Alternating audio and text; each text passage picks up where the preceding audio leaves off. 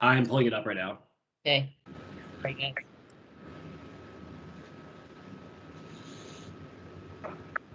I feel like I do have it memorized, but if I start and I get something wrong, then that'll probably be problematic. Or at least the county's version of it. You got it, Ian, or you? I'm still, if anyone has it, they can read it. I've got it. I've got it, and I'm actually happy to read it since I have it up. Thank you. Please This do. meeting of the Central Virginia Regional Housing Partnership is being held pursuant to Code Virginia 2.2-3708.2, which allows a public body to hold electronic meetings when the locality in which it is located has declared a local state of emergency, and the catastrophic nature of the emergency makes it impracticable or unsafe to assemble a quorum in a single location. And the purpose of the meeting is to provide for the discharge of its lawful purposes, duties, and responsibilities. This meeting is held via the Teams electronic means, sorry, it said Zoom, and is accessible to the public with closed captioning, and there will be an opportunity for public comment during that portion of the agenda, which will come at the end. Notice has been provided to the public through notice the TJPDC offices, the media, website posting, and agenda. The meeting minutes will reflect the nature of the emergency. The meeting is held via electronic communication means and the type of electronic communication means by which the meeting was held. A recording of the meeting will be posted at www.tjpdc.org within 10 days of the meeting.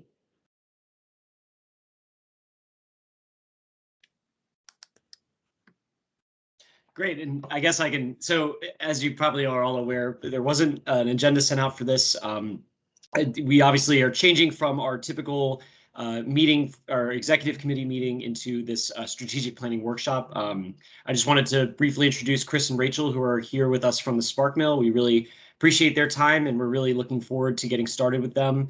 Just to clue everyone in, myself, Christine, and Keith, who's unable to attend today, have already met with both Chris and Rachel to sort of start the first part of the strategic planning process, but this, you can consider this a more formal start with the actual executive committee, who's going to serve as sort of the steering body for the strategic planning process update. So with that, that's all I have. I want to just hand it over to Chris and Rachel, and we can go ahead and get started. Wonderful, wonderful. Well, thank you so much, Ian. It's great to see everyone this afternoon and to get this process rolling with you all. We're really excited about this. We've done some work with you all a few years ago, done some work with Planning District Commission, specifically with the Land Trust and other housing entities there in Charlottesville. So it's fun to be a part of this project now as well. My name is Chris Bennett, and I am a senior consultant and facilitator with the Spark Mill. I'm joined this afternoon by my colleague, Rachel Randall, and we will be the team working with you all throughout the duration of this process. And for our meeting today, we have essentially 5 things we want to do. I want to go through and do some quick introductions, just so we get to kind of get a sense of who the executive committee is. Then after that, we'll do an overview of the process that we're following for strategic planning. After we've given you all an overview of that, then we want to listen and have a discussion around what are the strategic questions you want this process to help you answer for the Regional Housing Partnership. And once we have a chance to kind of think through those questions a little bit together, then we'll start to figure out, well, who do we need to talk to help us answer those questions? What kind of stakeholder information do we want to gather? What kind of data do we need to help us in this process? And then lastly, we'll get our next meeting on the calendar. So those are the things we want to accomplish today. So that said, if we could just go around, and if you don't mind just sharing your name, how you connect to the partnership, so what organization you serve with and under the partnership, and then your favorite thing about fall, since it has been a glorious and beautiful fall here. I feel like all the leaves in Virginia in my yard right now, which is my least favorite thing about fall. But anyway, what is your favorite thing about fall? And then because we're virtual, if you would pass the mic, just say, hey, so-and-so, I pass the mic to you. That way we don't stare at each other awkwardly for 30 seconds. So I will start. Chris Bennett, the Spark Mill. Delighted to be here. And my favorite thing about fall, even though I just complained about it a few minutes ago, it is the beauty of it. I've had the opportunity to drive back and forth to Charlottesville a few times this fall. Fantastic. So I just love the leaves. And I will pass the mic to Margaret.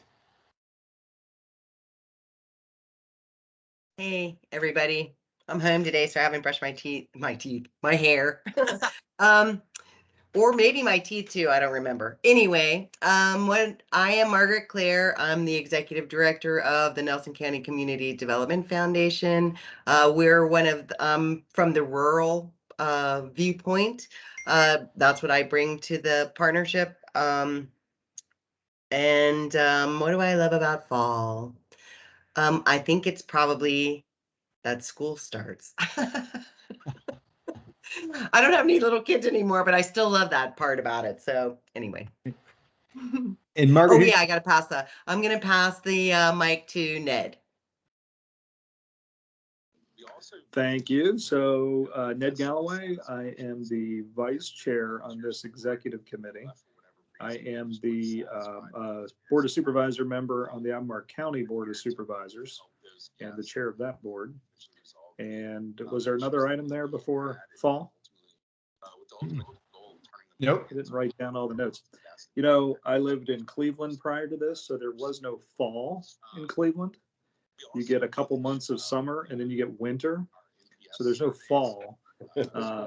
So I love fall here because it exists and because of, to me, 50, 60 degree weather is like the perfect temperature. So I love the temperature and the moderate weather this time of year.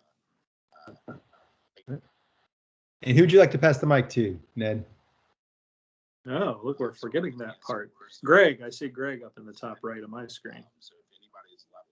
Hi, I'm Greg Powell. I'm an architect in Charlottesville. We focus a lot on doing affordable housing projects. I love fall. It reminds me of my homeland. I grew up in Montreal, which is even more colorful than here. Mm. But my favorite things about fall is warm colors and cool temperatures. Mm. Very good. Anthony.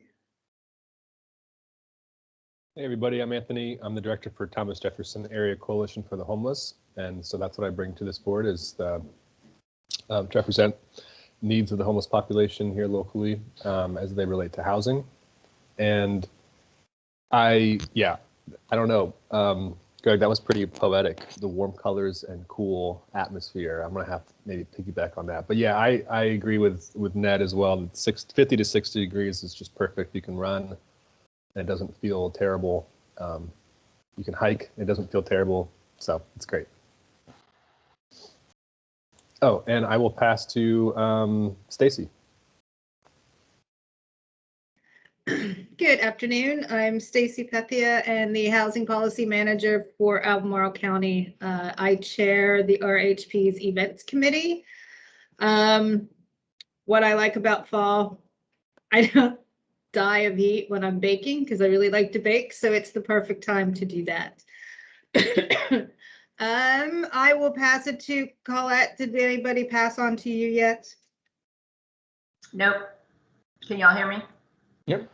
Okay. I'm Colette Sheehy. I'm the Senior Vice President for Operations and State Government Relations at the University of Virginia. So I'm the university's representative to the Regional Housing Partnership. And gosh, I like fall because it can be pretty bloody hot in Charlottesville in the summertime. So I do enjoy the cooler temperatures, and mostly because when you get to fall, you're a few weeks away from the holidays, which are one of my favorite times of the year. Fantastic. And I'll pass it to Gretchen. So I am Gretchen Thomas. I am the administrative assistant for TJPDC. I am here to listen and take notes and not contribute. What I love about fall is, as a cyclist, I appreciate the crisper, cooler weather, and life looks different on a bike. So you get to appreciate the trees a little differently when you're on a bike. And who'd you like to pass to? I think we've got Christine and Rachel left. I pass it to Christine. Hey, Christine Jacobs. Yeah, I'm here at CJPDC. That's my connection to the CJPDC and the Regional Housing Partnership. I would say what I like the best about fall is the outside time, being able to work outside, the hiking, the playing in the leaves with kids. But I think what I like the best about fall, I love all of the seasons in Virginia. That's what I appreciate the most, is that we have all four. But I like that fall gets us just that much closer to winter when we can have wood burning fires, and favorite times of years when we can burn fires. All right, Rachel, bring us home. All right. Did we want Ian to share? Oh, I'm sorry, I skipped Ian. Ian, yes, we do want Ian to share. Oh, hey, sorry. Yeah, my name is Ian Baxter. I'm a planner here at the TJPDC. That's my connection to the RHP. I staff the meetings and help everyone with what they need. Yeah, so many good things about fall. I don't know. I actually think I agree. I think it's closer to the end of the year, and I like winter and I like change, and so I lived in Richmond before this, and the fall is not nearly as spectacular as it is in Charlottesville. So for sure. And So, I yeah. am Rachel. Thank you, Ian. I am Rachel. I am the other Spark Mill consultant that will be working with you all. And my favorite thing about fall is the colors, and then especially if I can get the colors into my wardrobe. I think the colors of fall really fit me well. Your burgundies and your warm yellows and burnt oranges and reds. So that's what I'm enjoying. Right on, right on. Great. Well, thank you, everyone. And we, again, are delighted to get to work with you all and to get to spend more time with you all over the course of this project. Rachel, if you can share screen and share the document so I'll talk through the process. As we look at the process and for the next few months of how we're going to do strategic planning together, there are three kind of main phases that we follow. And so you'll see there under process, they're gather, soak, and radiate. Every client is different, and so every project is different, although the structure that we bring to the project is pretty uniform in that we've got these three phases. Gather is the phase where we're doing like we're doing now. We're kicking off. We're looking at what are the strategic questions we need to answer, and then who do we need to talk to help us find the answers to those questions? Who do we need to talk to give us data to support whatever decisions we might make in response to those questions? So we're doing a lot of data gathering in that first section that you'll see that's the heaviest portion of the project. Then at the end of gather, once we've gathered all the data, and we're going to co-design that in just a second, after we've gathered that, then Rachel and I will go back and we will sit in our office and we'll theme it all out. We'll say, what's this telling us? What are the key themes in this? What are the things that we need to consider as part of strategic planning? And we're going to put it into a report, which we will bring back to this committee. Then that report tends to be about 30 pages or so. And it's going to tell you, these are the themes we heard across the stakeholders, across all the data we gathered, all the conversations we had. And it'll have a narrative along with some direct quotes that support that theme, along with what we call pathways, which are, we're not going to tell you what to do, but we will tell you these are things that based on our conversations, based on all that we've done, these are things that need to be thought about or considered as the strategic plan is being developed. So after we've soaked with that data and the preliminary findings, we brought that before you, we soak with it. Then right there where it says board work session, that will probably be with the entire partnership. We'll do a work session with everybody where they will get the opportunity to see a version of the data, whether it's an executive summary or the whole report. We will work that out together when we meet again and look at the report. And we'll do a work session with that group. And at the end of that work session, we have generally a pretty good idea of where the plan's going to go, what it's going to look like. And so then Rachel and I will again step back. We will start to craft a rough draft of the strategic plan that we will then bring back before this group and say, okay, based on everything we've done, everything up to this point, here's where the plan has fallen out based on our observations. And then we work with you all to revise it, to edit it, to delete, to add, to make sure it captures everything that you think needs to be in the plan, and that you think is something that the entire board, the entire partnership can rally around. And then at that point, you all will take that for approval before the partnership. And assuming positive things go well and there's approval, then we would step back either with you all or with a subgroup that would then start to build out some tactics, the implementation of that plan. Now, I will tell you up front right now, the implementation portion is both the least exciting, at least from my perspective, the least exciting part because it's a little tedious because you're really getting into tactics, getting in the weeds, but it's also the most important part of the plan because that is your pathway to run to say who's doing what by when. What are the steps to get to achieve this strategy so that when this strategy is achieved, it helps us to deliver on this goal, which ultimately delivers on our impacts. So it all nests together to get there. And so that's going to be the final part of this is getting that implementation plan for you all. So you've got basically a 3-year track to run on to be able to execute on this plan.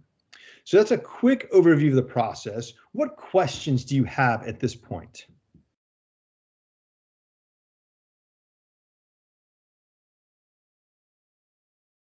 Okay, Christine.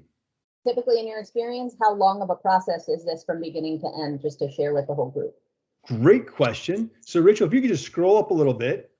So typically it's about a 6 to 7 month process. We've got the holidays we're kicking off right before the holidays. So that gather portion may take a little bit longer because if we're trying to capture people and they're out, for the rest of the year and on holiday, we won't be able to capture them to the beginning of the new year. So I would say probably at this point, I would estimate probably closer to the 7 month end of things. But I think we could, it just all depends on how the gather goes. So we're looking at ending at, your May timeframe. And that's kind of the flow of how things go. And the retreats are, and where it says staff there, what Rachel and I were talking about this earlier. And what I think we will do is we will do a retreat with this group.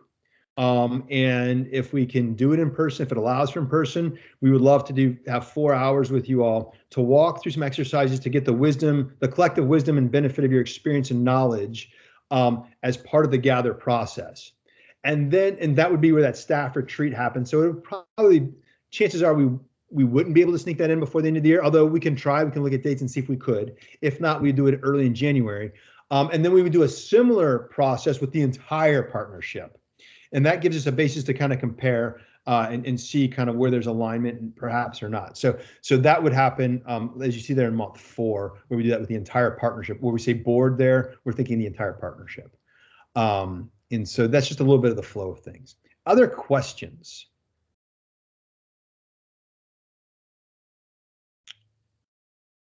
Okay. Hearing none.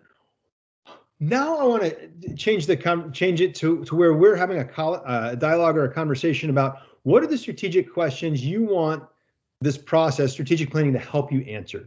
Are there strategic decisions you have to make? Are there strategic directions you need to take? What do you want this process to help you answer?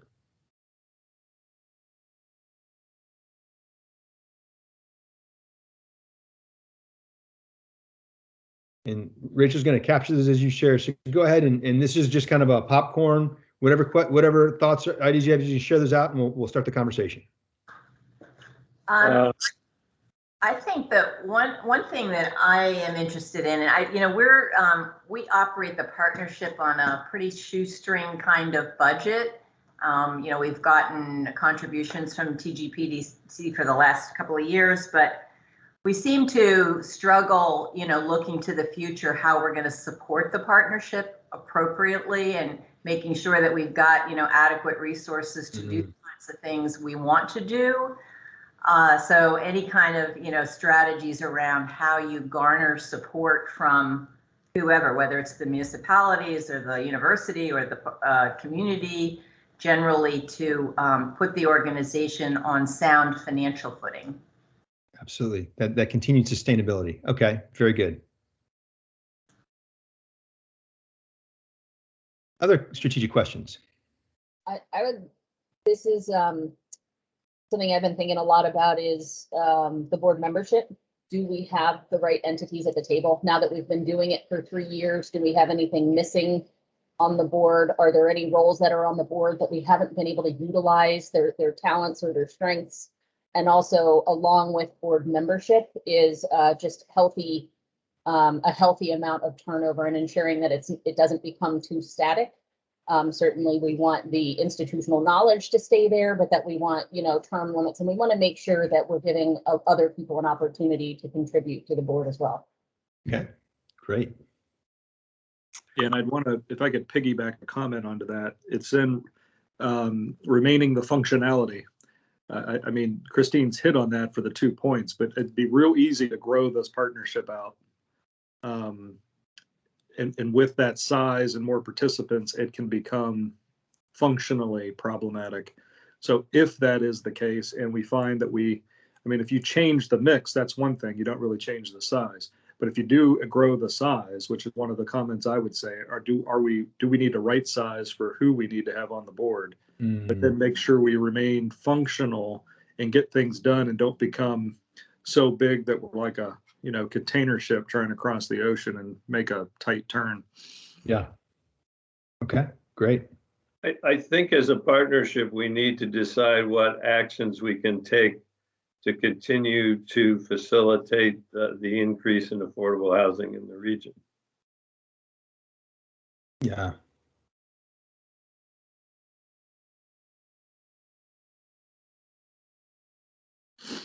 I'll throw a few more out there. In addition to the makeup of the partnership, the mix of the executive committee, is that the right mix that we currently have in addition to the full partnership? And then I had, I think it builds on Colette's point about how do we adequately fund, and then along with that, then use the funding in terms of what is the proper staffing needed for the partnership, especially as we get or receive more grants, and how those play out. Yeah. And then, well, I'll let others talk. I got a list of things, so the table, and I'll come back and follow up again. Okay. I think Anthony was saying something earlier. Yeah, I was. One of the questions that I've had is, how does this body create accountability for our coalition partner? Like, if we're a partnership, so what does that actually mean for partners in it, and especially as it ties to the affordable housing metrics that are, some of what we've created. But I think that was a big question is, is that our job to measure how we're doing as a community? And if so, how do we hold each other accountable for that? Yeah. Great.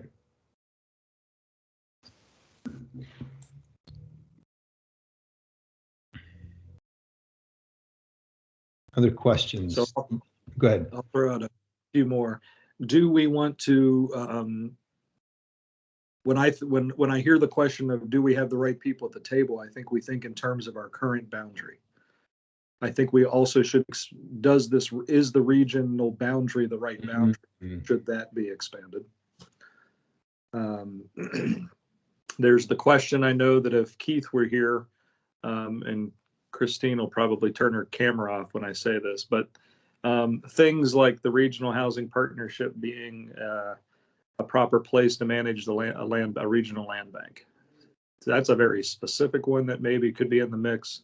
And there could be other specific items like that to add to the toolbox. And what are they? So that would be a strategic question. Are there other ideas like that this partnership could be doing regionally? And then I learned this last week. So Keith and I, Christine and Ian were all at the Virginia Governors, and Anthony was there presenting on Premier Circle at the Virginia Governors. Oh, good. I forgot the name of the conference, but it was the housing conference down in Norfolk. And when we did a presentation on this partnership, it was a packed room. It was well received, and there were a lot of questions and interest of how we've come together as a partnership. So we've in the past had our value proposition conversation. And a lot of the things we said in that value proposition, how we answered, people are out there like, how do we do this? So, you start to think, it validates, like we've been doing this for a couple of years. Have we gotten stagnant? Is what we're doing good work, not good work, whatever? But it was validated in a lot of ways when people heard the fact that we were just getting who we were getting together, localities, the public, UVA, et cetera. So that made me think in the strategic planning, does our partnership at some point with the capacity or the staffing become a place to help others around the state as an expert in partnership on this topic, to help with networking, or just the nuts and bolts of how to put a partnership together. It was fascinating how many questions we received about, how'd you do this? How'd you get 2 or 3 or 4 people? So that consulting or that networking component could be an interesting thing that I wouldn't have thought of before attending the conference. Like Anthony connected with a person in Newport News or somewhere that had an interest, and just that ability to make those connections is a big value that we benefit from regionally, but how could we maybe help support that out in other places? Okay. Great. That I think that's a great insight, and I can piggyback on that a lot of planning district commission directors throughout the state, we've had several reach out to us and say, how did you get your housing program to be as robust as it is? So even thinking through, starting with a partnership, doing a needs assessment, doing a plan, like helping folks walk through how can they begin to make housing a regional topic in their areas and not feel this siloed. That's great. I'll also, I feel like this is a great time for us to be doing this strategic planning as a group, because we kind of, set out to do a few specific things, and, I think we did them quite well, which is pretty awesome. And so we have some good momentum, but now it strikes me that the RHP is kind of in a unique place where we can kind of move into the next phase. And I personally don't really feel like I feel like we need to come to a base level of what are we going to do as it relates to affordable housing. I feel like a lot of these questions on here are absolutely really fantastic, but I personally feel like there's some base level philosophical, what are we trying to achieve? And then we can answer a lot of these questions based off of that. But I feel like we would not be doing ourselves a service if we didn't get to some of these base questions about what is needed in the community as it relates to a partnership around affordable housing, and what do we want to try to create? And then we can answer a lot of those too. So great. I don't know. Am I the only one maybe I'm missing a piece? I think that's what, like Keith, when he brings up the RHP is the land bank. That's a specific thing that the region could benefit from.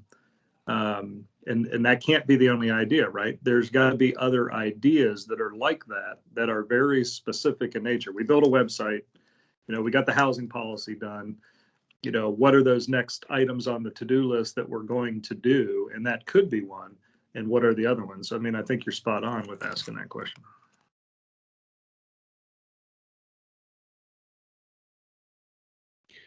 Yeah, so these are, as I'm looking at these and just kind of as people are still thinking and processing what their questions are, I'm kind of seeing three buckets. One, I'll start with that last one. One is just like mission, vision, impact, like what do we exist to do, and what's the change we want to see in the world as this entity, and how are we doing that? And then there's the then the second question is how do we make that sustainable, so that to make sure that we're using resources well in service to that mission and vision. And then kind of the other bucket is kind of like, and then how do we be good neighbors? How do we share? How do we leverage our resources? I've heard somebody say, if you're 15 minutes ahead, you're the expert. Well, you all are at least 4 years ahead. So that makes you like the Uber expert in regards to, sounds like the conversation you had at the governor's housing conference. So how do we share? So those are the kinds of the three questions. And as part of how do we make this sustainable, that also includes the structure, the kind of the way we relate together in terms of your governance and that sort of thing. So are there other questions, or are those three buckets kind of captured for you all? I mean, I think that does a good job. I would say the sharing with the neighbors, yes, but it could also, this could be another specific thing where we pull in from our neighbors. Like Arlington, Fairfax, they have used housing trust funds for years. And when I sit on the Albemarle County Board, in order to understand and learn about that, I have to go to Dr. Pethia, or I have to go do my own research. So it could be that one of those things is, how does this partnership pull that information to have it available to the people in the partnership, to then they don't have to go do that. They've got a toolbox right here that they can refer to and go, oh, I need to learn about these trust funds. Christine, what do we got on trust funds? Or Ian, or, you know, whoever's on the board, who's the expert of it. So it doesn't, I mean, that's what the regional partnership is about, so that 6 entities or 7 or 8 or whatever aren't going off and doing their own thing. We're all sharing the research and sharing the reaction to it. Awesome. So yeah, so the being that repository of ideas, tools, resources to support the localities. Absolutely. Okay. Another one I had on my list, which felt discreet at the time, but I think it could be broader, especially in light of Ned's recent comment, is, you know, what is the role of the partnership in education? You know, we've had the in-person summits, we've done the series. You know, should we do a marketing campaign around NIMBYism and educating what is affordable housing, and who is in need of housing that is affordable to them? You know, how can we be more strategic in that direction? And is it educating our own partners? Is it educating the broader community, practitioners, and kind of defining it a little bit more? So Christine, I want to dig into something you just said there, just for my own clarity. We talk about being more strategic and how you're doing education. What I heard in there was a question about, like, who is our core audience? Like, who do we exist to serve? Is that, I mean, is that crystal clear, or is that something you all need to kind of nail down? Okay. I think it's something we could spend some time digging into to better nail down. Yeah. Okay.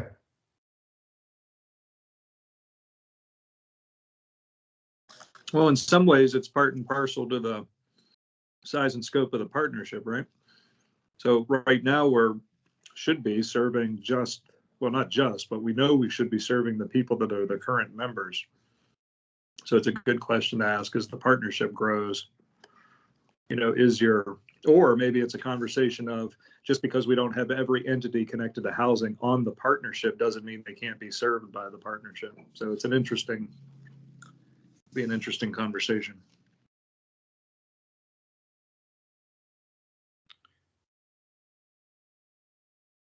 So one of the questions, and again, I don't want to, I'm not trying to impose upon you all, but so you tell me if, like, this is out of bounds, like, yeah, no, Chris, that's for another organization or another day or something like that. But like, with your focus on housing, recognizing that some of these really substantive, meaty issues are rarely like siloed, right? It's not like they exist in a vacuum. There are other systemic part, you know, transportation is part of it, economic development is a part of it, you know, all governance and politics, local, I mean, that's all part of it. Like, does figuring out how you interrelate to those different other parts of the system, is that something that you all need to dig into, or are curious about, or need to know about, or do you feel like you have a pretty good sense of, like, how we exist to be in the ecosystem? I think that's a very good question. Yeah, I mean, we've had some good conversations about that exact thing, but I think that would be something important to dig into further.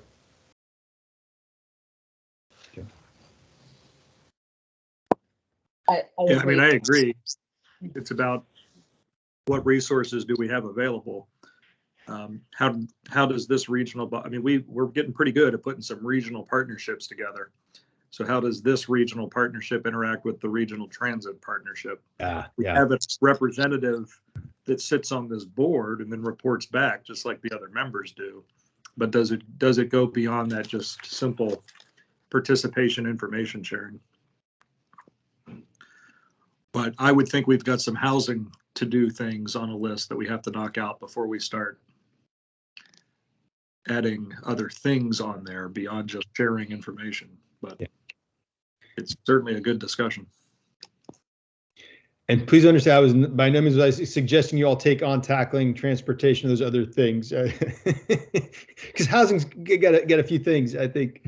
But Chris, you're spot on. They're integral to one another. I mean, you know, we've got people supporting increased density on land use applications in places that are transit islands. They don't have any transit. So, we need the density. We need this to help. But if it's truly an affordable housing unit and there's no other way besides cars to get back and forth, then nobody's going to move there. Yeah. So you're spot on. It's just how do we integrate it into the conversation related to what we're doing? Okay. Very good. Have we talked about politics and the role that plays and what role we have from a maybe advocacy political standpoint? That's a great question, Margaret. That has not come up yet, but I think that definitely goes on the list. That's definitely on my list, and something I brought up in the first meeting with the consultants is the role of the RHP and where the line of advisory and advocacy is drawn to ensure that we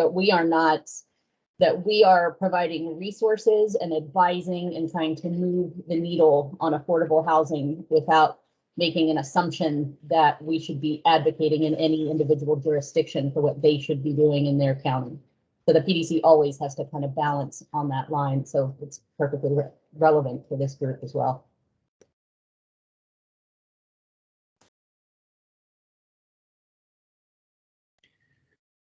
Yeah, in the same way like UVA, right? We can't, or a private developer. We can't be telling them what to do. It was interesting, like when we were talking to some of the other jurisdictions, you know, we have UVA here. Not everybody has a UVA in their backyard, but they have some large entity in their backyard, whether it be an employer or some other entity. And just like you wouldn't, like Christine said, you can't think of doing that to the nonprofits or the for-profits as well. I'm trying to dictate what they're going to do. Mm-hmm.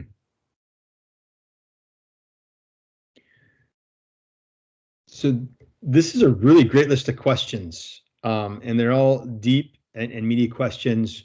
And I think they do kind of roll up into those, you know, 3 overarching categories and the different aspects of it. And so we're going to want to try to tackle, like, how do we clarify impact that we want to have in the community, in the region? What is the impact we want to have, we exist to have? Who do we exist to serve in that? And how do we apply resources to that? How do we do so in ways that are strong and good governance and good use of resources? How do we support and resource others? How do we get the best of what's going on around us and bring that to research? I mean, so anyway, lots of good questions here. So as you think about these questions in mind, and if we have others come up, we can add them to the list, of course. The next step is to start thinking about, well, who do we need to talk to help us answer these questions? Who do we need to engage to get some of their wisdom and some of their insight and some of their expertise to help us answer the who do we serve, or what kinds of resources do people need, or, you know, how do we balance the line between advocacy and advising? You know, how do we make sure we're sustainable? So as you think about, like, who would be, and we're just going to brainstorm a bunch of lists. We're going to a bunch of ideas, a bunch of names, a bunch of organizations. We're going to throw them all up here, and then we're going to figure out how we spend this 40 hours to get that information. So we have 40 hours of consulting time to spend for us to capture that. So, but right now we're just brainstorming. So who do we need to talk to? Every board member has been selected for very good reason, in that they all have a different valued perspective on the issue. Okay. And you're meaning the RHP board members, Yes, the full board. Yeah, each member. Which includes every jurisdiction, every not-for-profit pretty much, and some active private sector.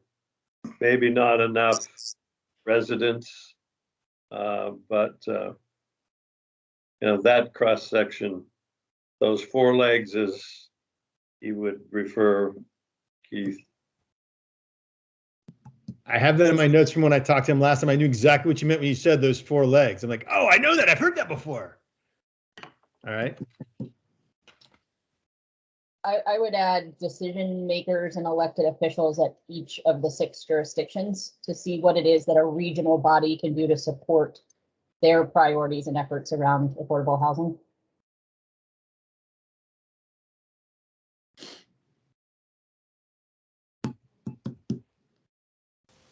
I wonder if it would be helpful to the Dr. Pethias of the world, of all the different jurisdictions. Yeah, you can type it, the Dr. Pethias of the world. I said it. I was going to say the same thing. Staff in each of the jurisdictions who are involved in the issue of housing. Does each jurisdiction have an individual in that role?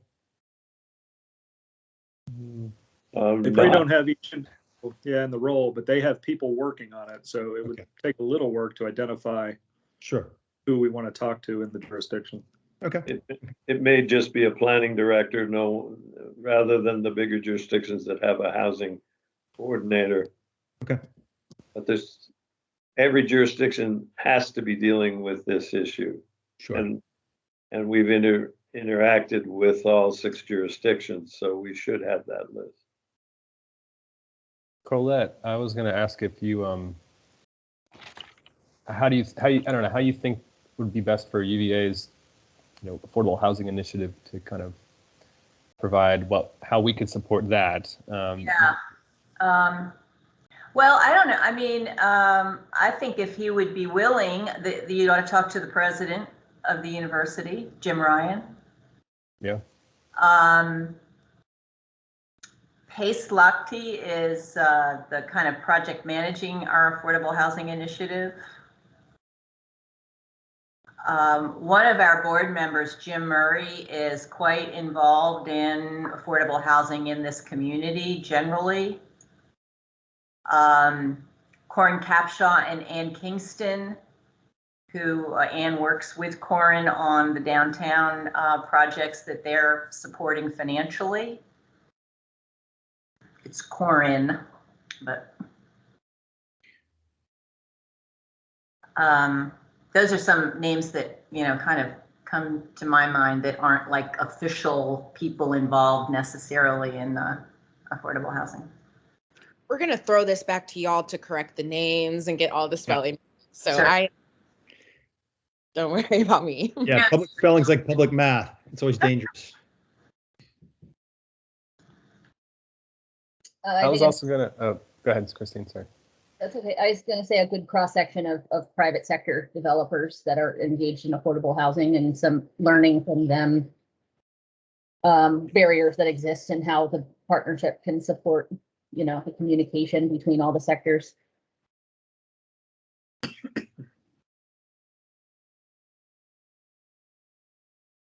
And I was going to suggest some state level folks. I mean, in my experience working with Department of Housing and Community Development, they're pretty amazing.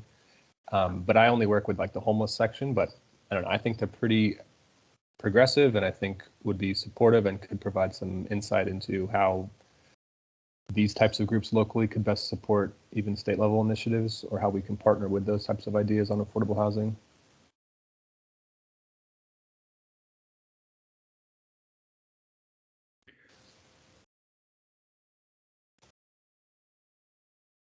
When you mentioned some of the statewide folks, a couple organizations came to mind, and I don't know where they fit or if they fit on this list, but like and maybe this fits with the developers, but like a VCDC or Virginia Housing or even like Home, are those people that would be helpful to talk to because they're doing work around the state, and I don't know that they're doing work in Charlottesville or not. I mean, is that? Well, formerly VHDA, now Virginia Housing is what Anthony was referring to. They are key. They're also a sponsor. Oh, I was thinking the DCH. Okay, got it. Well, there's DHCD and there's also VA Housing, but yes, both are critical. Yeah.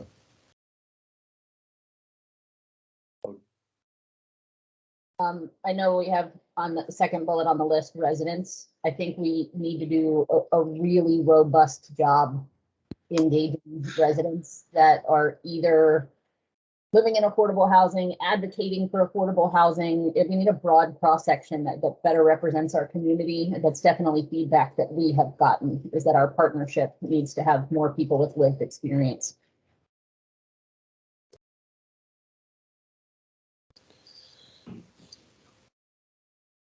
I also think some non-low income residents is also actually really crucial too. I listened to a really fascinating, this is a bit of a tangent, but there's a fascinating New York Times video they did on YouTube about liberal hypocrisy and not getting you know, in a lot of the liberal states, actual like affordable housing policies don't get passed, and it's because people just don't end up actually wanting affordable housing in their neighborhoods. And so, you know, we certainly deal with that issue ourselves. And so I think that's a really key thing to just investigate locally, because otherwise it's not going to happen. And it's been very clearly seen across the country. California is a great example of that. I think that's a good point as well, to also think about people who might be against the stuff that you guys are working towards, just because you also will need their buy-in. That's basically what you're referring to. And so what would make this valuable to them, or what do they need to know, or would they like to know like, this is an okay movement that I can support?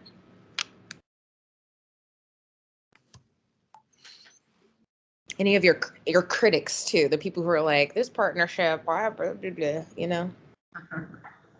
Well, the strategic plan maybe needs to look at the outreach we do, but then also the upholding of what the members are supposed to do, which is report back to their organizations. So that was also learned last week, that there may be some breakdown in the report back. So we may have to look at how are we doing and making sure people know about us, but also our own, what we think is happening isn't happening.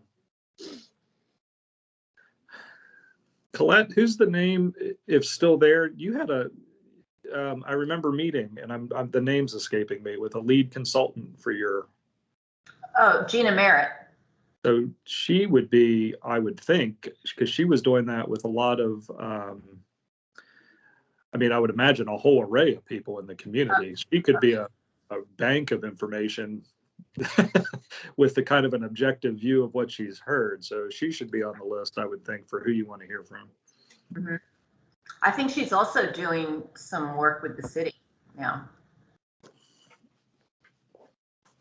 Thank you. I couldn't remember the name.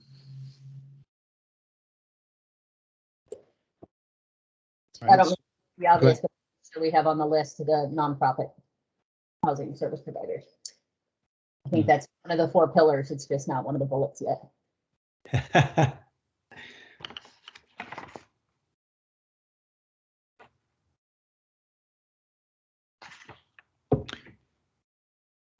All right, so we've got board members, we've got residents from a variety of angles.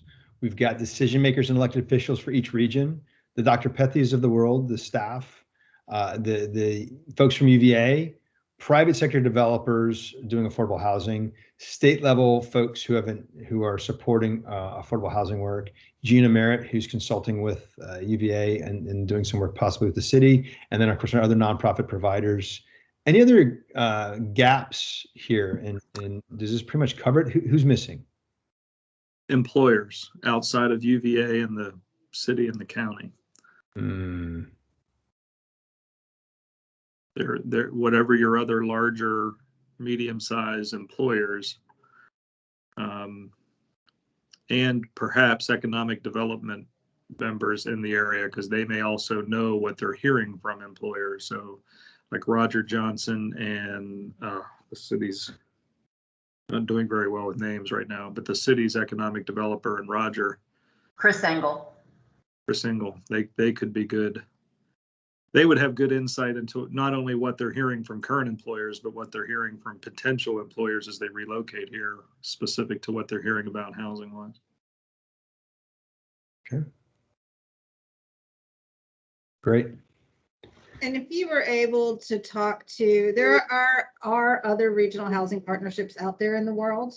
So perhaps speaking with them to see how they've moved from their beginnings to where they are today, and to get some feedback that might be helpful.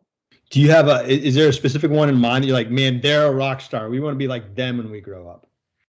Not off the top of my head, Okay. but I'll see if I can think of somebody. Okay, that'd be awesome. Okay, good. It's a good list. So as we look at this list, now we're gonna kind of start to refine it and to build it out a little more. We have 40 hours to spend of consulting time to do this data gathering work. And just to give you an idea of kind of how this would be spent. So like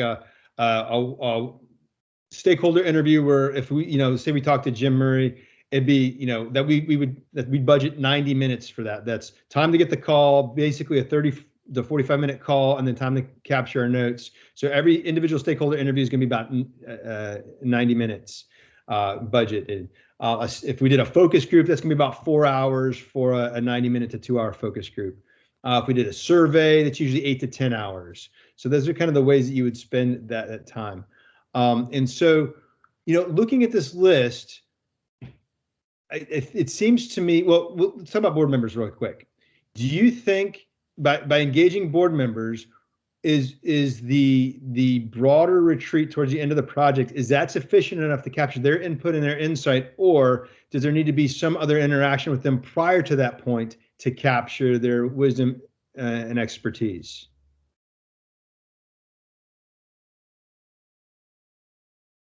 Sorry, Chris, can you say it again? Is there above and beyond what again? So when we do the board retreat towards the end of the process, the board retreat, right. Yeah. Do we need? I mean, technically, our board members also represent many of the other entities we have on the list, right? They are nonprofit providers. They are the university. They are the elected officials, et cetera. So, I mean, don't you kind of have them covered in some ways, twice maybe.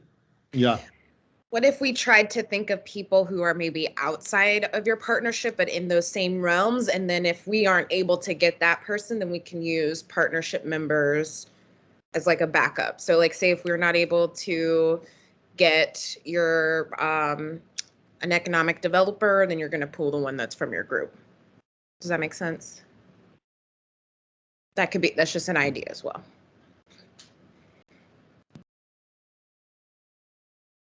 Yeah, I mean, I think that's a decent idea. The good idea. I'm trying to think of how to maximize the time. I would think the members of the partnership, if they are able to come together in the retreat, you target the people outside of the partnership, but you send to the partnership what you're going to be asking those people outside the partnership. And maybe as homework for the retreat, they can get their thoughts together. So you're not taking the time to collect it, but you can still get the data from them.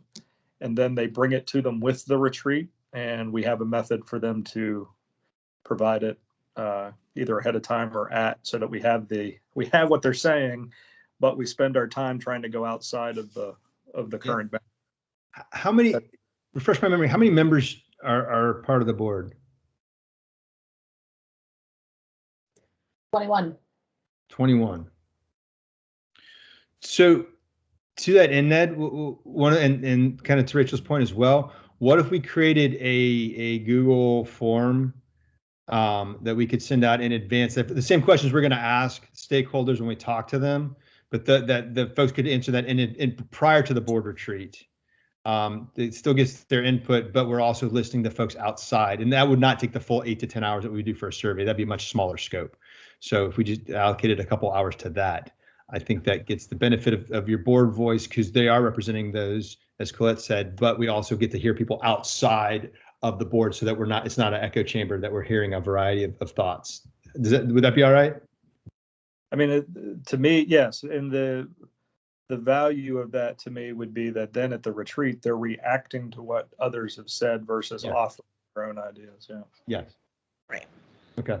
And then that way, if we're collecting that data, I was thinking the same idea, Chris. So that way, if we're collecting it, it's already intertwined with everybody else's info. So you won't know who's on the membership. You might know based off of how they're responding, but it's all anonymous when we share it all back. Okay. Great. All right. So that kind of helps that got our board members taken care of there. What is the best way to engage residents? Are there residents associations? Do we talk to different folks across the city in different neighborhoods? Talk to FAR to get the public housing folks, talk to, other neighborhood residents associations, or what do you think is the best way to do that? Christine, I mean, you've got That answer probably changes based on each locality. We do have FAR on the board, by the way. Oh, good. Okay. Yeah. I would say it's going to have to be a smattering of all of that. So yeah, like, someone from FAR, someone from either, Albemarle's community advisory committee or resident associations. I think in the rural communities, we'll just have to reach out and get some input. Folks in that space that, do you know of residents that would be good to give their input on this? We'll have to do a little digging to come up with who.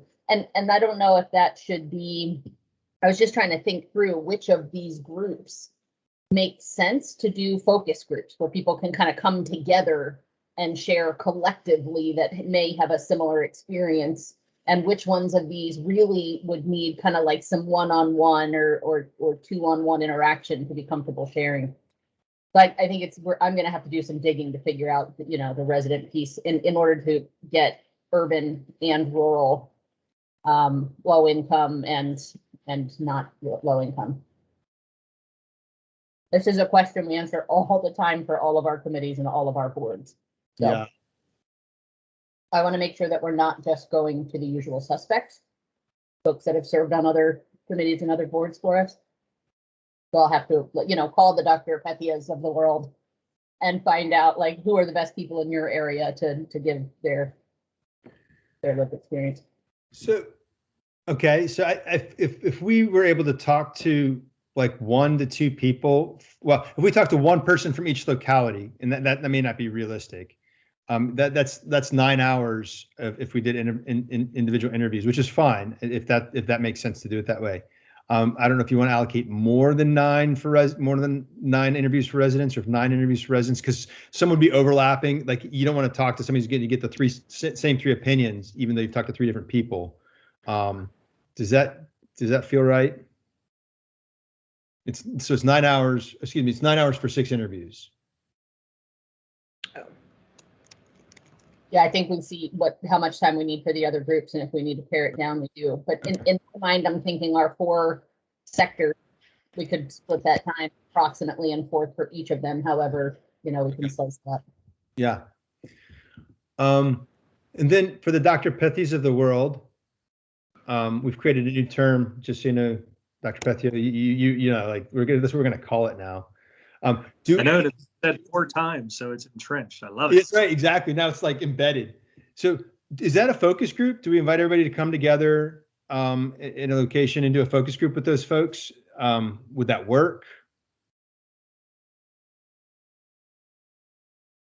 As the Dr. Pethias of the representing the Dr. Pethias of the world, I think that could potentially work. And I also think there would be interest in all of us getting together, because I honestly usually don't know who my counterpart is in another jurisdiction until I show up on some panel somewhere to talk. So I think it's a good idea. If nothing else, it gives us the chance to figure out who we should be talking to in another jurisdiction about housing. Okay.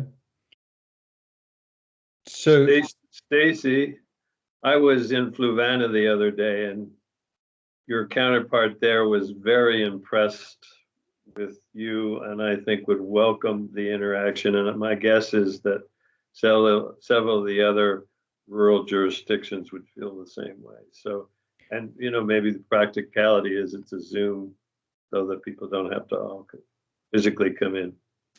Yeah. And we can do either way, in person or Zoom, whichever makes most sense would be fine. And the nice thing about that is you can get, multiple staff from one locality, so you could have, multiple people in that interaction. Okay. I just want to say we essentially organized. We had a panel that was essentially what this focus group would look like. An event last month. So it shouldn't be that difficult to get all those folks together, and potentially with additional staff. So that I agree with Stacy that it sounds like a focus group could definitely be pulled off. Great. It looks like the folks from EVA would probably be one-on-one interviews or maybe 2-on-1, depending on their connection together. But I want to come back to that. Private sector developers, is that going to be one-on-one, do you think?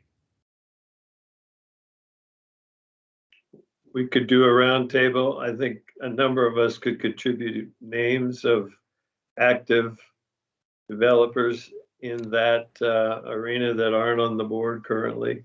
Okay. William Park for one. Yep. Okay. So that could be a roundtable focus group type conversation. Okay. I also think that then the state level folks would probably be, depending on who you want to talk to, and we could increase or decrease the folks listed on those bullets there, but that would be one-on-one conversations, just finding the right person to talk to at the state level. Nonprofit providers, say more about them. Like, again, are there a lot that are not represented on the board, and are there some that you would need to listen to more than others? Because you kind of you probably could interview 2 to 3. So who would you list there? The two most significant, in my opinion, are Habitat and Piedmont Housing Alliance, both of whom are board members, but not often engaged directly. The leaders, they've been very busy. And okay, got those two. Are there others, or are those really the two? I think there are others. I mean, on the board are 3 urban nonprofit reps and 1 rural nonprofit rep, but I think there are other housing nonprofits that aren't engaged at all. I'm thinking of AHIP, Skyline Community Action, Piedmont, Habitat Piedmont. So I can think of other smaller nonprofits that, if given an opportunity, might like to engage in this work. And I think it might be worth reaching out to nonprofits that work with specific populations, whether that's seniors, persons with disabilities, because they are not well represented on this group. Jefferson area. Stacey, yeah, I think Region 10 should be there too. The third one down is AHIP, not BAHIP. AHIP. Yeah. It's an acronym.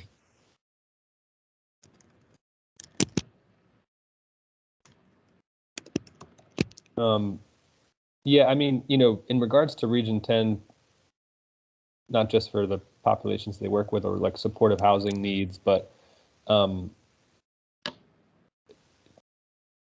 mean, do we call out like our housing authorities specifically? I don't know if we did, but these probably need to be called out specifically. And Region 10 is one of the largest. I mean, they actually have one of the largest numbers of housing choice vouchers in the community, even though they're not a housing authority. But that's what made me think of housing authorities as well. Okay. So I'm wondering what that looks like to make that, again, another gathering, like a focus group where you can invite them all to come around and have conversation, structured conversation. The questions obviously be different depending on the focus group. But I think you get more bang for your buck if they will come, whether it's attend a Zoom call or an in-person gathering to be able to engage in a 90-minute to 2-hour conversation. Is your sense from what you know of those folks that you think they would participate in something like that? Seen some heads nod, yes. Okay. Yeah, I think so. Great.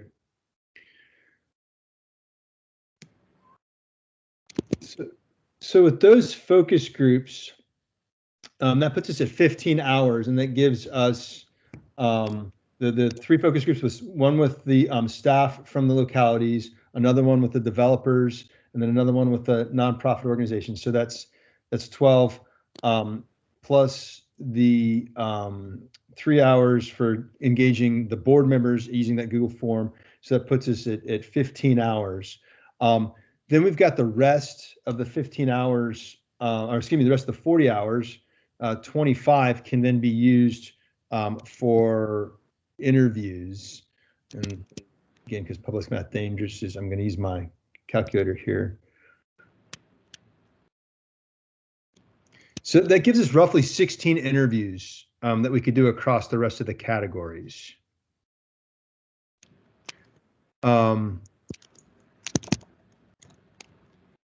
I think that So that's across your economic developers, other regional housing partnerships, UVA, and elected officials, as well as your residents.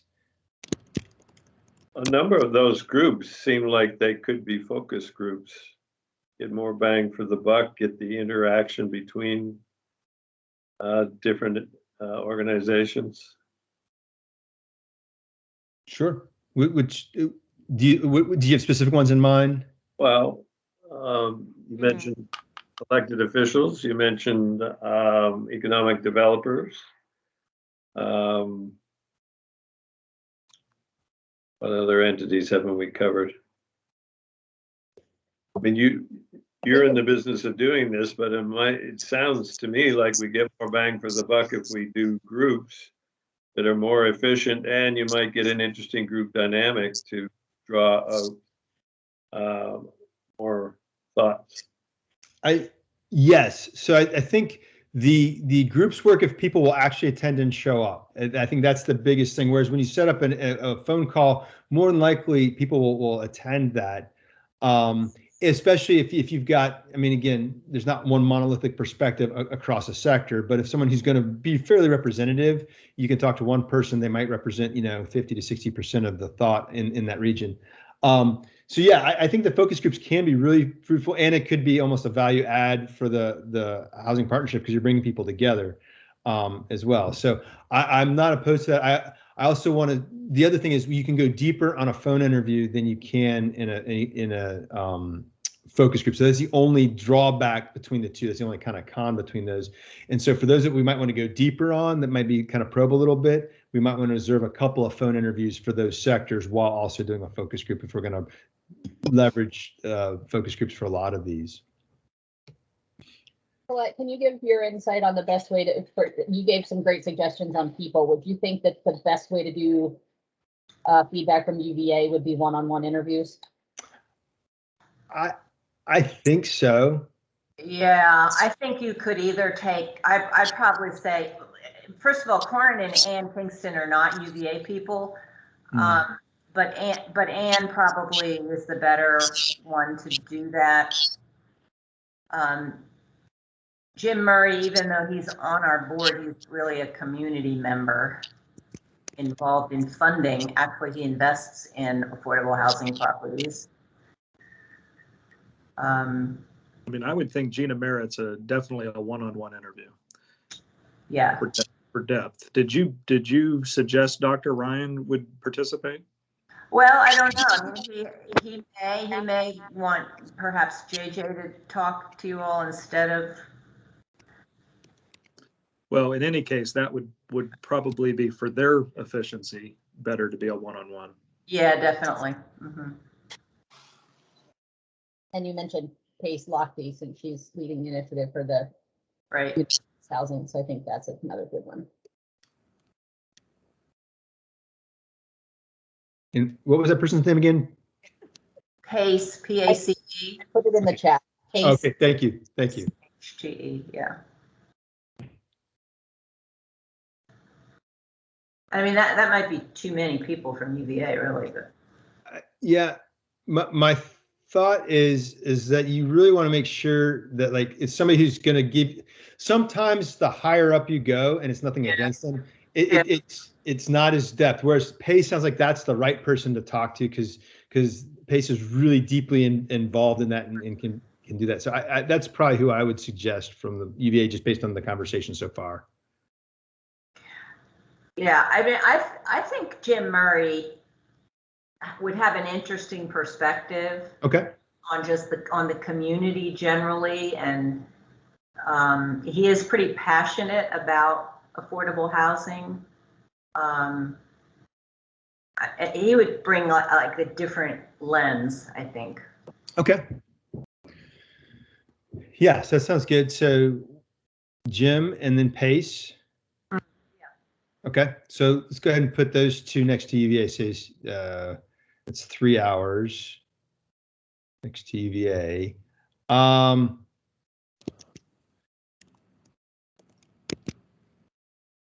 Let's talk about, so going back to what Greg had raised for the economic development folks, is it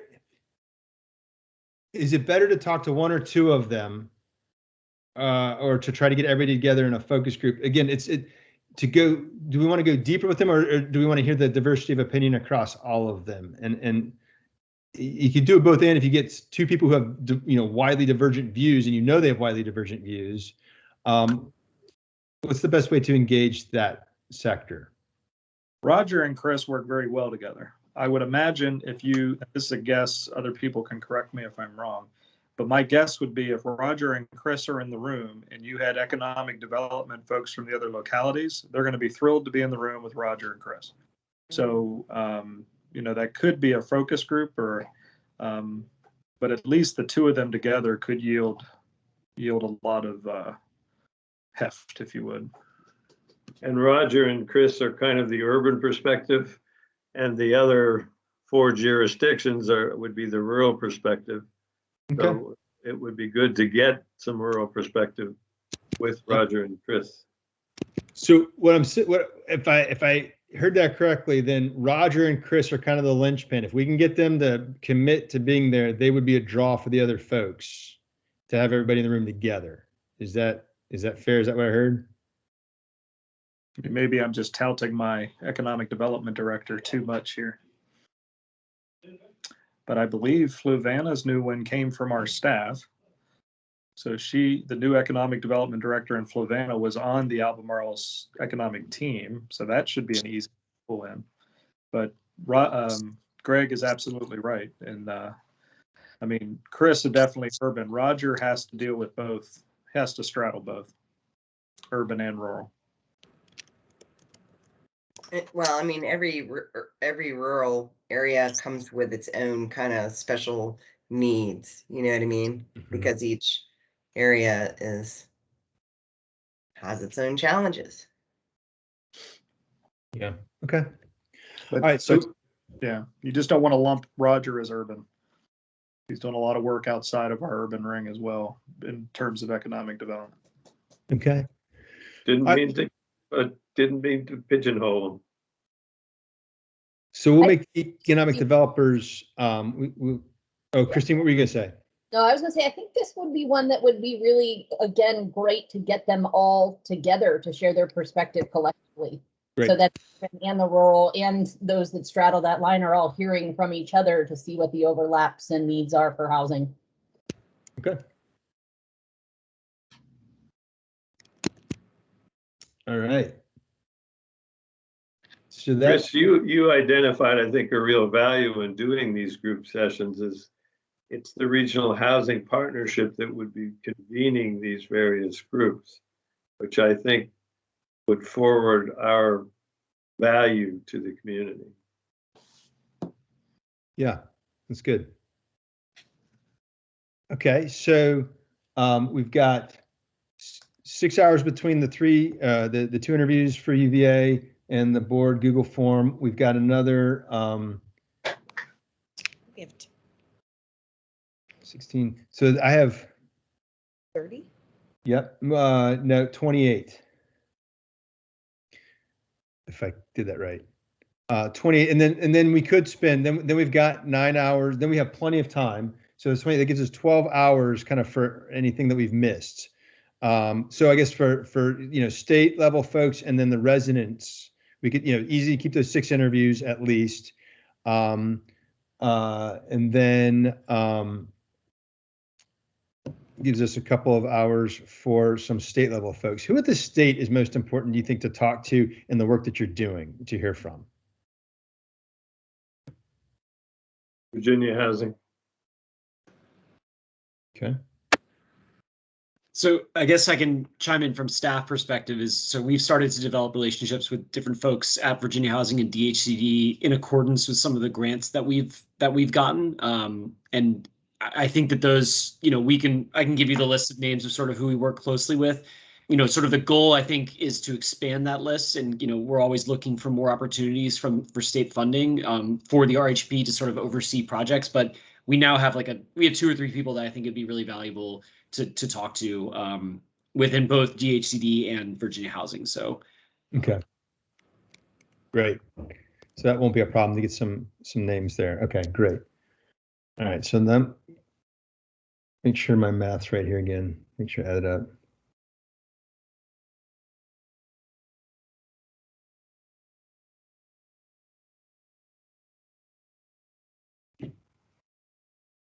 Okay, so 16.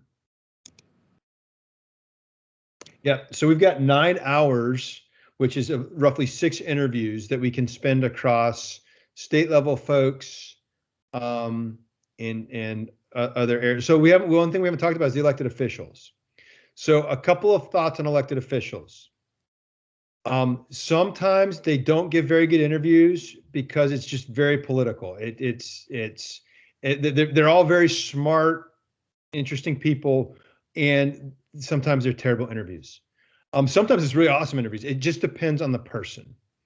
Sometimes it's the first. They're really good interviews, but they're not very smart, intelligent people.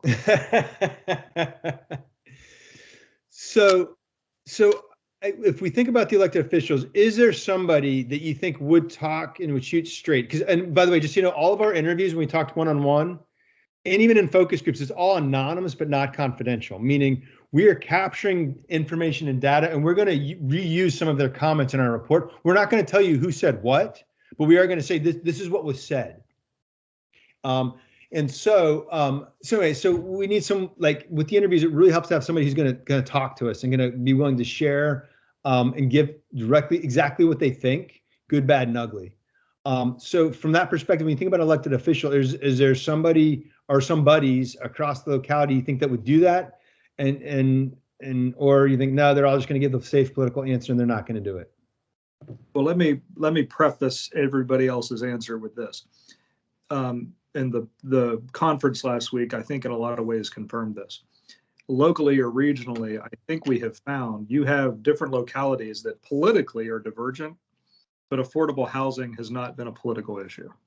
So I don't think you're going to find people that are too worried about talking forthright about this particular issue, because it is everybody's dealing with it. So this isn't going to drop along the same lines as some other things might. So that's going to, I think, in my opinion, I think that's going to free up any elected you talk to just talk to you openly about it, because they're not going to be worried about this constituency or that constituency. They're just going to talk about the issue. Christine, do you think you've got to start to get a vibe around the? Yeah, I would like to throw out the suggestion that if we're engaging elected officials one-on-one, we try to target our rural communities that are not as engaged in the partnership.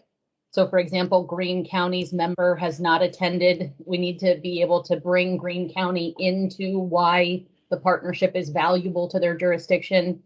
Also, like Fluvanna County, the member on their board is actually a planning commissioner, not an elected official. So I would like to engage somebody in Fluvanna specifically.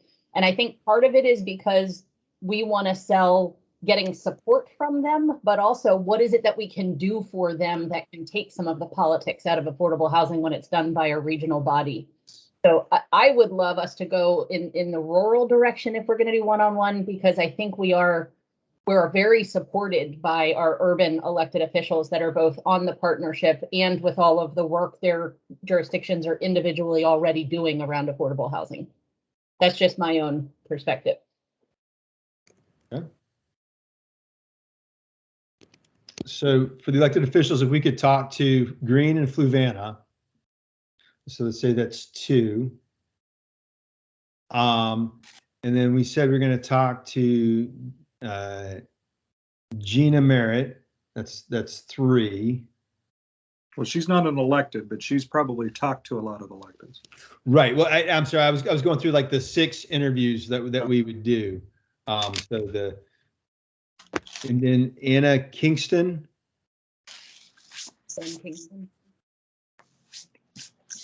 And then Greene and Fluvanna. And then perhaps we can include another major employer. You know, we did the economic development offices, but not necessarily employers speaking on behalf of being able to find, employees if there's not housing available. Okay. Is there So- any value in talking to landlords?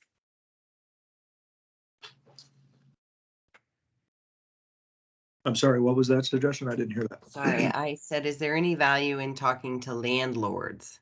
Yeah. Yeah. Most definitely, probably. Yes. Some of the developers we would list are landlords also. But for you know, multifamily, but there are landlords that have single family portfolios, I suppose.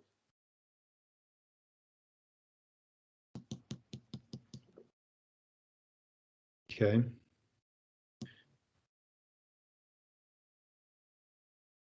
So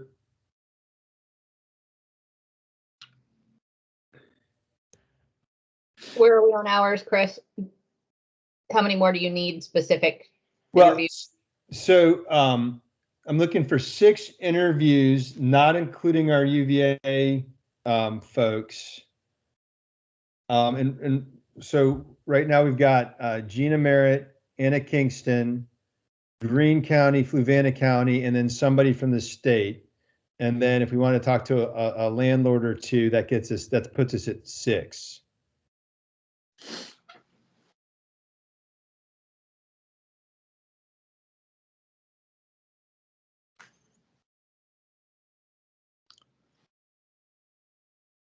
And that's your number? Is that what you're trying to get to? or That's the number. I mean, I think planning. I'm sorry, go ahead. I was just saying for planning, that would be good. And then if we have to bounce somebody or. Yeah, we always like to have some kind of folks in reserve, just because not everybody always says yes, or they aren't able to do it. And so then we can have some backup folks that we could say, hey, look, this person wasn't able to do it. Who would you like to put in their place? I mean, Nelson County is represented on the board. The city of Charlottesville is represented on the board. Louisa, I don't know, Christine, about Louisa. They're not, are they? That's why I asked his number. Is Louisa, our biggest champion in Louisa was Supervisor Babiock, and he wasn't reelected. So I think it would. He'll that talk would to you. bring. When you're outgoing, you'll talk real straight to people. But also maybe bringing in someone else from their board, to see if we can garner support from other members of that board.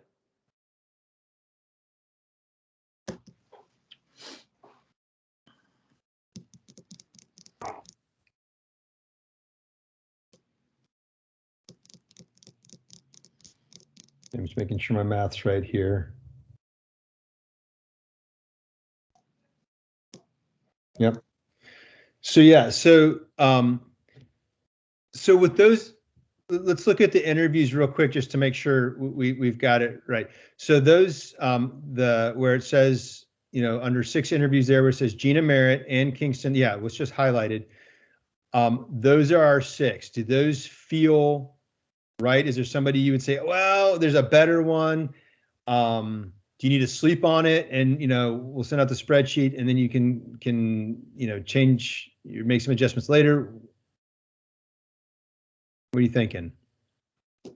I mean, I think personally for now, this is good. And then if we need to swap or move, or we think, maybe not.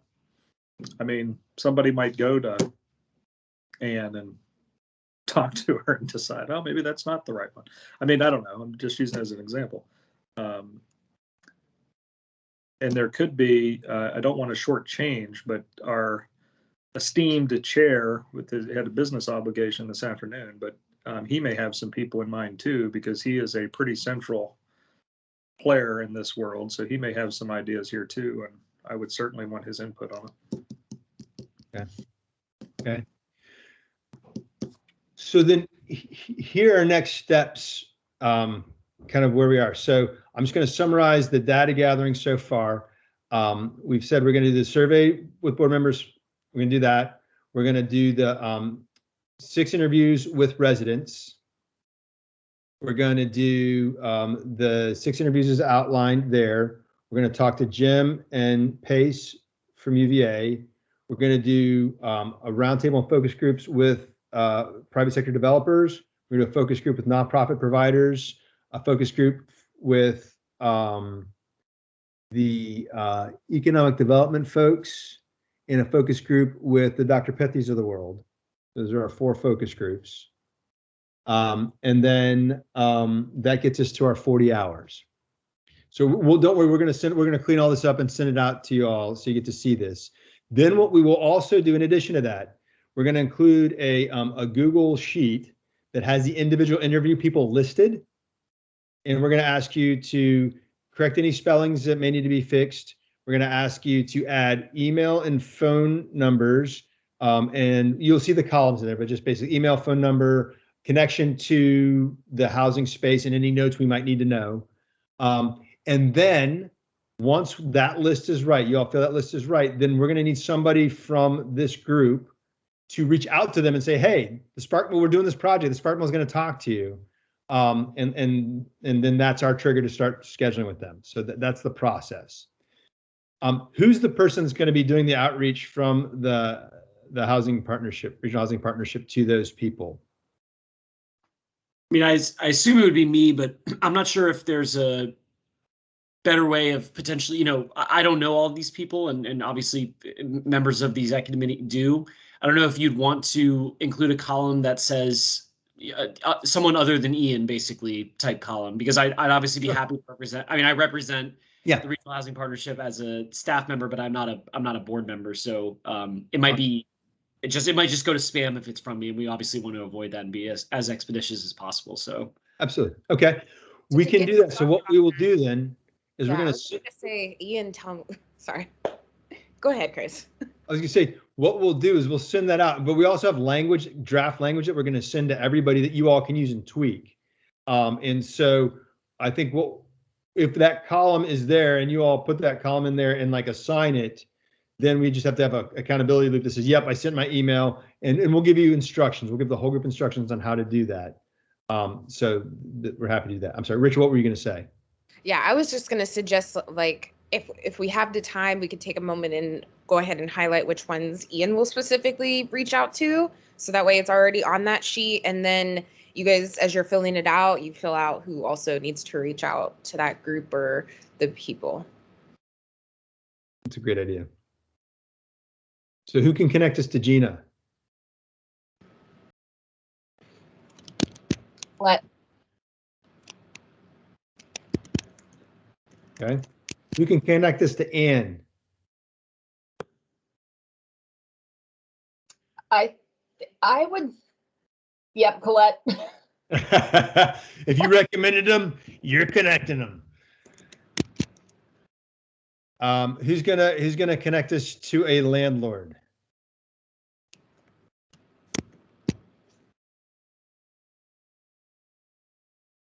If nobody's volunteering, I can make that connection. I'm just gonna have to go through someone else to get recommendation. Do we have anyone from what is the name of that group on the RHP? Realtors or something landlords and realtors list group. The VERP committee? Is that what you're talking about? No. CAR, Anthony? What? CAR, CAAR? Yeah, yes, CAR. The Association of Realtors? Mm-hmm. I don't know. Yeah, I just but never mind. I'll help identify someone. All right. Who will connect us to Greene County? Christine. Will you also do Fluvanna, Christine? Yes. All right. Virginia Housing. I can do that. All right. Ian's got that. Jim Murray. Colette. And also Pace as well. Yeah. Right. And then, Christine, will you be the person that is connecting us to residents as well? So we capture that the 6 interviews. Okay. So, all right. So yeah, all that's going to go in the spreadsheet, and so we will send you all some draft language that you can use to make your own and to reach out to these folks. And we'll give you instructions with how best to use that to reach out and that sort of thing. It's great. Then who will we coordinate with to schedule the focus groups. Ian and Christina, was that basically coordinate with you all? Greg, did you want to be involved in pulling a private sector group together? Yeah, I can work with Ian on that. And you. Okay. Great. Okay. And then, okay, great. Okay, good. So this is a good list. And then we'll be reaching out to you all. Probably we might get it out to you before next week, but we realize that people may have busy plans next week and things might get lost. So it might be after, like the Monday after, or sometime after Thanksgiving, just so that way people are kind of coming in fresh from the holiday. So then we just need to do two last things as we get to the fifth thing on our agenda, which is dates, the next step. So we need to get two dates on the agenda for us. One is, when are we going to get to do the retreat together, where ideally we would all come together in person if it's safe to do so, and do a 4-hour retreat where we're getting the wisdom of this group to talk through have some exercises designed around those strategic questions you asked to leverage your wisdom. Is that something we do before the end of the year? Is that something we need to look into January to do? What makes sense? I'm sorry, when to actually hold the 4-hour retreat? Yes, with this group. By the end of the year. Before the end of the year? By the end of the year, I don't think is possible. No, Oh, I okay. don't think so either. Yeah, okay. So You can stop share for a sec, Rachel, so we can see each other. And so January sometime. Thank you. Awesome. So we're looking at January timeframe to get that date on. Is Doodle going to be the best way to try to get that on the calendar, or can we look at our calendars now? What's going to work best? So we have a regular. So obviously the executive committee meets regularly on months that there isn't a full partnership meeting on the fourth Wednesday. So we have 2 scheduled meetings for January or February. I can't speak for the board in terms of, I don't know if one of those works, and then the other one would just be a regular exec committee meeting. But those are, I guess another announcement is Lucinda had scheduled all the so a lot of Zoom invites are going to be coming folks' way in the next few weeks, just because we need to reschedule out the next year of meetings. But those are not necessarily on folks' calendars right now, but people those are when those are happening, the fourth Wednesday of both of those months. I don't know if that works for everybody, but it is designated sort of as exec committee meeting, but obviously it's not 4 hours, so that's a part of it. And also, let me say, if it's going to be virtual, it's only going to be 2 hours. If it's going to be in person, the only if it's in person would we make it longer. That's cruel and unusual to make you be on a Zoom for 4 hours or Teams. So what did Ian? When did you say that it's scheduled to be an exec committee meeting in January? So January right now, the date is the 26th at 2 p.m. And February it's the 23rd. So it's not on anyone's. That is just as of the bylaws. We still have to schedule those out. But yeah, I was sort of waiting to see where we arrived with the strategic planning before we scheduled out everything else. So unfortunately, the 26th is not going to work. We already have a board retreat scheduled that day with another client here in Richmond. What does the 28th of that week look like for everybody? Because obviously we're going to have to get this for the whole board, right? Much better. This one is just for this group. Oh, okay. Well, in that case, since this is the executive committee, we could always move it. The executive committee in January, we could just move to whatever fits everybody's schedule and hold it in lieu of the regular executive committee. And the 28th is wide open for us. It's just, if you all wanted to try and shoot for a Friday, we could do an afternoon or a morning. It's open for me.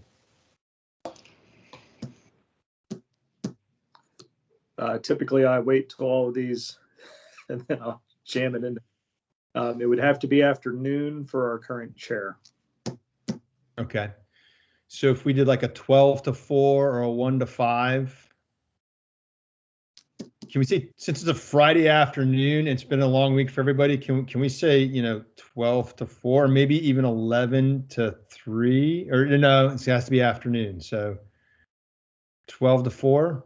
It has to be afternoon if it's on a Tuesday or Friday. If it's another day of the week, he prefers afternoon for almost all of his meetings, actually. So, yeah, still afternoon. All right. So can we say 12 to 4 on the 28th? If Fridays work best for folks? Well, I'm confused. Is this the executive one you're scheduling? Yes. And it is 4 hours? If we're in person, yes. And you're going to do another 4 hour for the full? Well, so that's where it gets better. I want to do. I want to be greedy and take 6 hours of the full board if we'll allow it. If that's just not realistic, that's just not possible, then that would be 4 hours. Yes, but that's what the whole board. They're seeing the preliminary findings report. I mean, it's not gonna. You all won't be rehashing the exact same stuff. You better have a great lunch. The eyeballs hit the screens of the Zoom squares there when you said that. I know. The good news is it flies by. It's not like sitting and talking in conversation, even like we're doing right now. It's not even like that. So it'll be very interactive, if that helps at all. Well, let me ask a few questions. So executive committee members, why don't we just nail this down? Do you prefer virtual or in person? Because that dictates the timing. So do you guys have a preference of virtual or in person? In person for me.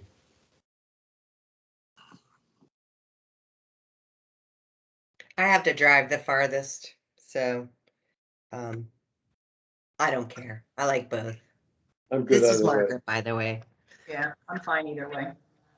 All right. Keith would probably vote for in person if he were here. So, all right. So there we go. So then we'll do a 4 hour block. And is the 28th then any objections there? There you go. All right, great. Thank you. So at noon or 1? Yeah. Yeah. At noon with lunch? Noon. Yeah. EDC will grab lunch. Okay. Can I take off at 4 then? Do I have permission? Yeah. Sweet. That's where I'm headed. Keith is going to write notes for everybody. Yeah. All right, great. So we need that. Then after that, we will need, the only other date we need to get from you all is we need a 90-minute block where we're sharing our report with you. And that would be sometime in February. Can that be the regular scheduled meeting? Okay. That would be the 23rd, Ian, is that what you said? And that can definitely be in Zoom. Yes, sorry. Virtual. My mouse was working. Yes, 23rd at 2 o'clock. And I'll be sending out the calendar invites for the upcoming the New Year's meetings that will be there. Would that work for you guys, Chris? Yes, we're both wide open that day. So yeah, and that'll be virtual. And how much time did you need? Usually between 90 minutes to 2 hours. It usually goes pretty quickly. So 90 minutes should be sufficient. That's typically the time of our meeting. So that should work out for how we block that. Okay, great. And again, that's just for us, right? Yes, that's correct. That was February 23rd. Right, and what time? 2 to 3:30. 2 to 3:30. Okay, awesome. Then the last thing, we don't have to make any more decisions. We're done making decisions for the day. So, but to plant a seed is to be thinking about, and this is something for you all to start talking with the rest of the board about, is, the retreat with everybody together, and that we would need that anytime after the 23rd of February. So, within 2 weeks of that time would be great, just because what we'll do is we'll go from that to creating a condensed version of the report or something like that to share with them, and then use exercises to, again, get their wisdom and expertise and knowledge as part of this.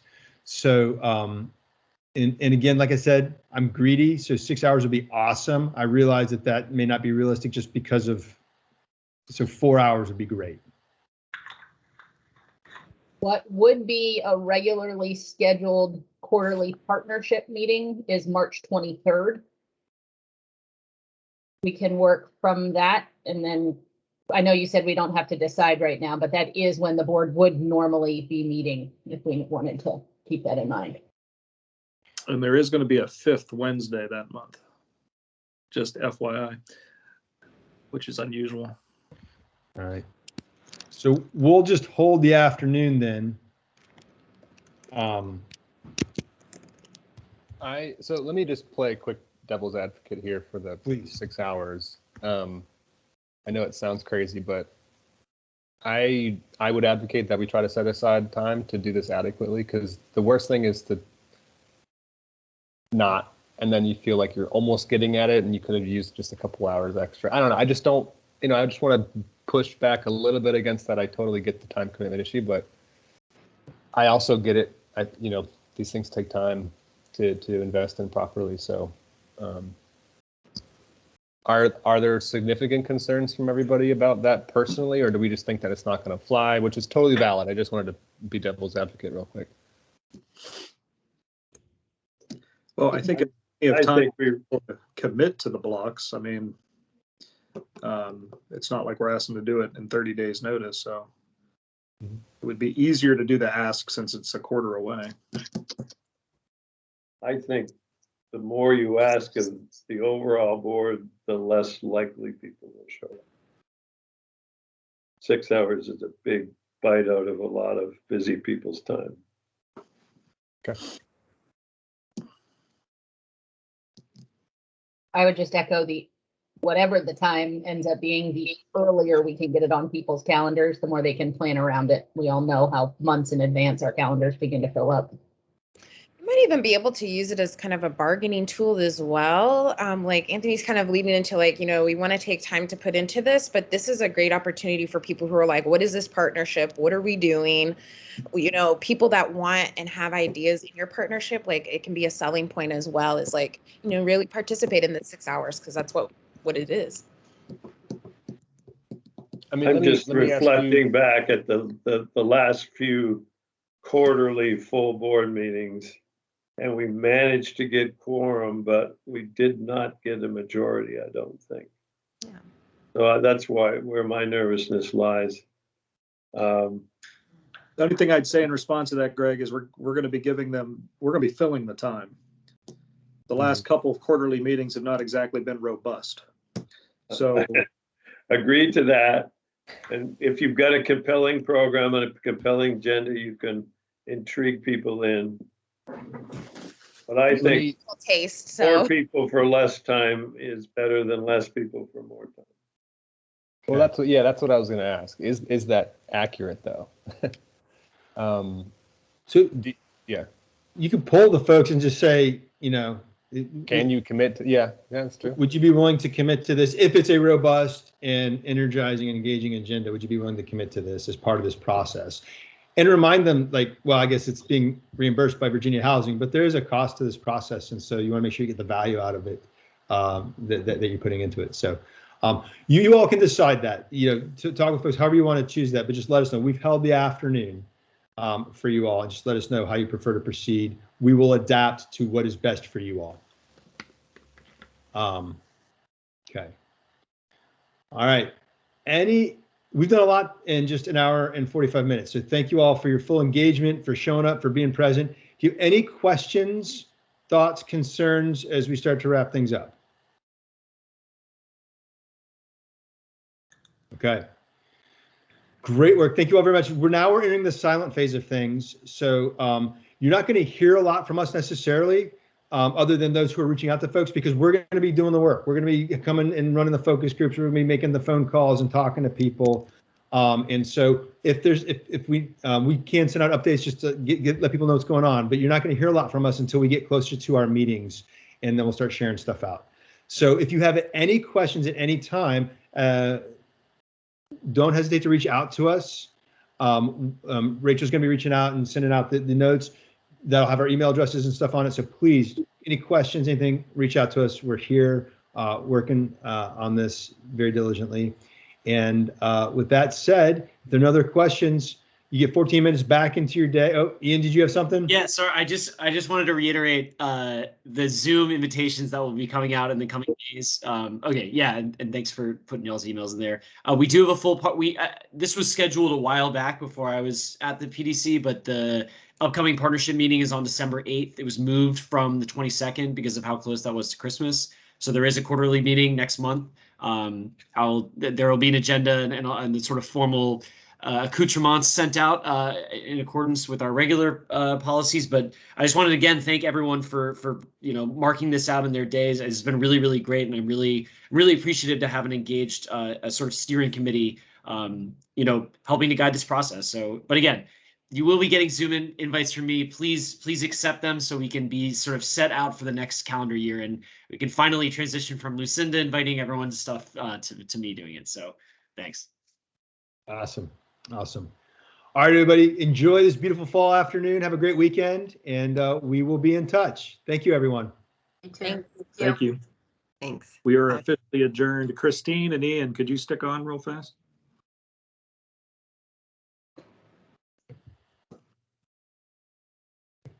Ian, can you go ahead and stop